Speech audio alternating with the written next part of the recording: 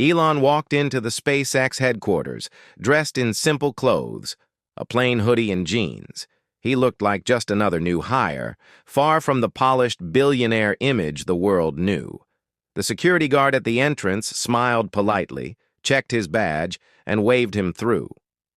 The badge bore the name Evan Reed, a cover Elon had chosen for his undercover visit. His goal wasn't to observe the company from the top, but from the ground level, to see the challenges his employees faced and reconnect with the heart of his work. Just before stepping inside, Elon noticed a man sitting near the entrance. The man was slouched against the wall, wearing layers of old, tattered clothing. A scruffy beard framed his tired face, and beside him was a cardboard sign that read, "Down on luck, but not on dreams." The man's name, as Elon would later learn, was Frank. Frank sat quietly, avoiding eye contact with the steady stream of employees entering and exiting the building. Most people walked past without a glance. A few gave him brief, pitying looks before hurrying away. To them, he was just another homeless man, one of many in the city. Elon paused for a moment, taking in the scene. He noticed how Frank's hands trembled slightly as he adjusted his sign. The man looked cold, even in the early morning sunlight. Elon's first instinct was to approach him, but he hesitated. He told himself he'd come back later, once he'd had time to think about how best to help. Inside the building, Elon was greeted by Lucy, the supervisor of the propulsion team. Lucy walked him through the workspace, explaining what her team was working on. They were trying to solve a problem with the rocket engines, something technical and complex. Elon nodded along, listening closely and pretending to be a new hire eager to learn. Throughout the day, Elon worked alongside the engineers, quietly observing. He asked questions, offered subtle suggestions, and quickly picked up on some of the team's frustrations. They were talented, but they lacked resources and support in some areas. Elon made notes in a small notebook, jotting down ideas for improvements.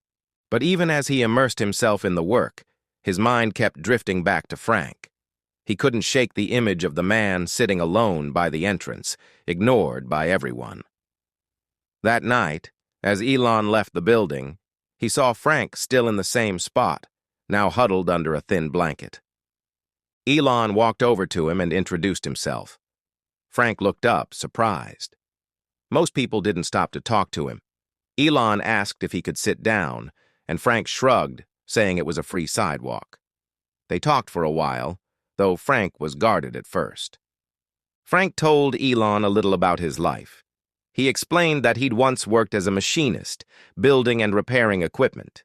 He'd loved his work, but a series of layoffs had left him unemployed. Things spiraled from there. Medical bills, a divorce, and the loss of his home. Now he spent his days on the streets, trying to survive. When Elon asked about the sign, Frank admitted that it was a reminder of the dreams he used to have. As a boy, he'd wanted to work in aerospace, maybe even become an astronaut. But those dreams felt like they belonged to a different lifetime. Elon listened intently, nodding as Frank spoke. He told Frank that he believed dreams didn't have an expiration date, that it was never too late to start over. Frank laughed bitterly and said it sounded nice, but it wasn't realistic. People like him didn't get second chances. The next day, Elon returned to work, but before going inside, he stopped at a nearby cafe and bought an extra sandwich and coffee. At lunchtime, he stepped outside and handed the food to Frank, who was still sitting in the same spot. Frank accepted it with a quiet thank you, though he seemed wary of Elon's kindness. As they ate together, Elon asked more questions about Frank's skills and interests. Frank explained that he'd always been good with his hands. He talked about how satisfying it was to fix things, to solve problems, and see the results of his work. But he also admitted that it had been years since he'd held a proper job. Elon told Frank that he believed in helping people rebuild their lives. He explained that everyone had value, even if they'd been overlooked by society. Frank listened, but his expression remained doubtful. He appreciated the food and the conversation, but he didn't believe that Elon's words could change anything for him. Over the next few days, Elon made a point of checking in on Frank whenever he could. He brought him small meals, bottles of water, and warm coffee. Each time, they talked a little more. Frank began to open up, sharing stories from his past and talking about the things he still cared about, like building and repairing machines. Elon could see that Frank still had a spark of passion beneath the layers of hardship. He began to think about how he could do more than just offer food and kind words. Elon wanted to give Frank a real chance to turn his life around. One evening, as the sun was setting, Elon asked Frank if he'd ever considered going back to work. Frank laughed and said no one would hire a homeless man. He explained that people looked at him and saw a failure, not someone with potential. Elon countered that everyone deserved a second chance. He told Frank that he believed in him and thought he could still do great things. Frank looked at him skeptically, but admitted that it had been a long time since anyone had believed in him. Meanwhile, inside the company, Elon was quietly asking questions about the hiring process. He wanted to understand how someone like Frank, with no recent work history, might be able to get a foot in the door. He spoke to employees about training programs and entry-level positions, gathering ideas for how he might help Frank find an opportunity. By the end of the week, Elon had a plan. He knew it wouldn't be easy to convince Frank to trust him fully, but he was determined to try. One night, as they sat together under the stars, Elon shared his vision for the future. He told Frank that he wanted to create a world where everyone had a chance to succeed, no matter their circumstances. Frank listened quietly, his skepticism slowly giving way to curiosity. He admitted that he'd stopped dreaming a long time ago, but Elon's words made him wonder if it might be possible to start again. As the stars twinkled above, Elon made Frank a promise. He told him that this was just the beginning and that he would do everything in his power to help him find his way back to a better life. Frank didn't say much in response, but for the first time in years, he felt a tiny flicker of hope. The next morning, Elon arrived at the SpaceX building with a clearer purpose. He didn't just want to offer temporary comfort to Frank. He wanted to help him rebuild his life. As he passed through the entrance, Elon saw Frank in his usual spot, sitting quietly with his sign. But there was something different about him today. His posture seemed a little straighter, his expression less guarded. Before heading inside, Elon walked over to Frank and handed him a fresh coffee. Frank accepted it with a nod of thanks. Elon told him that he'd been thinking about their conversations and that he wanted to help him find work. Frank frowned and said he appreciated the thought, but it wasn't realistic. He didn't have a home, clean clothes, or even a phone. Who would hire someone like him? Elon told Frank that those obstacles could be solved, but Frank still looked unconvinced. He asked why Elon cared so much. Elon explained that he believed in helping people who had been left behind, that everyone deserved a chance to turn their life around. Frank didn't respond right away, but his silence wasn't dismissive. It was thoughtful. Inside the building, Elon quietly worked on his plan. He started by speaking with the HR department under the guise of Evan Reed, a concerned new employee. He asked about job openings that didn't require formal degrees or recent work experience. He learned about a few positions in maintenance and machine repair that might be a good fit for someone like Frank. The next step was figuring out how to address Frank's immediate challenges.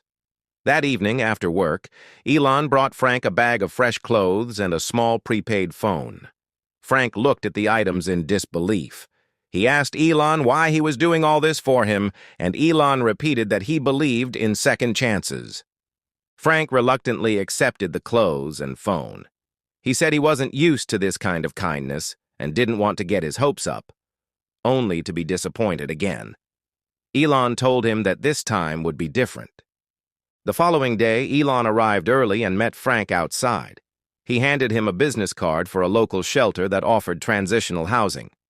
He explained that he had already called ahead and arranged for Frank to meet with a counselor there. Frank hesitated, but eventually agreed to go, realizing he had little to lose. Over the next week, Frank began to see small but meaningful changes in his life. He moved into the shelter, where he had access to a clean bed, meals, and a support system. Elon continued to visit him regularly, bringing him small items like notebooks and pens to encourage him to start writing down his thoughts and goals. At the same time, Elon started speaking more openly with the propulsion team at SpaceX.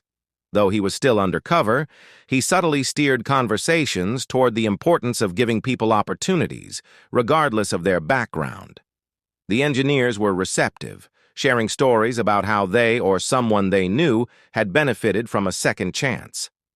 Finally, Elon approached Lucy, the propulsion team supervisor, and asked if there might be a way to bring someone like Frank onto the team in a junior role. Lucy was intrigued but skeptical. She said the company valued talent, but it also required reliability and a proven track record. Elon argued that potential was just as important as experience. Lucy agreed to consider it, but only if Frank could demonstrate his skills.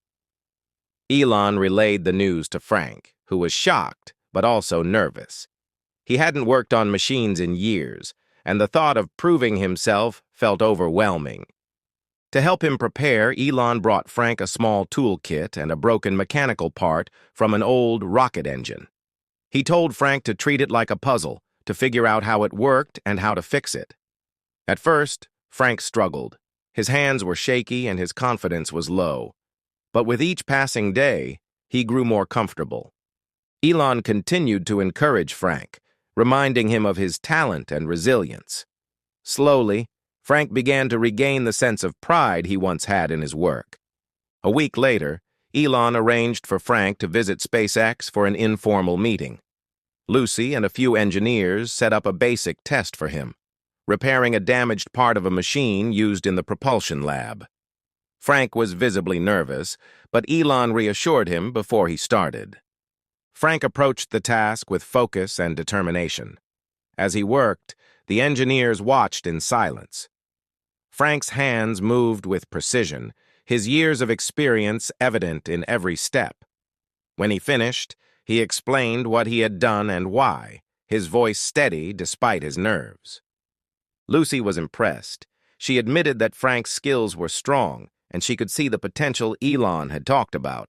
She said she would recommend him for a part-time maintenance role, with the possibility of moving to full-time after a probationary period. When Frank heard the news, he was stunned. He looked at Elon and asked if this was really happening. Elon smiled and said it was just the beginning. In the weeks that followed, Frank started working at SpaceX. The first few days were challenging as he adjusted to the structured environment and the fast pace of the job. But with Elon's support and encouragement, he began to find his footing. The team quickly noticed his dedication and skill, and many of them went out of their way to help him settle in. Frank's transformation didn't happen overnight, but each small victory built on the last. He began to take pride in his work again, and his confidence grew. He even started talking about dreams he'd long since buried, like contributing to a project that would one day reach the stars. Through it all, Elon stayed by Frank's side, offering quiet guidance and support.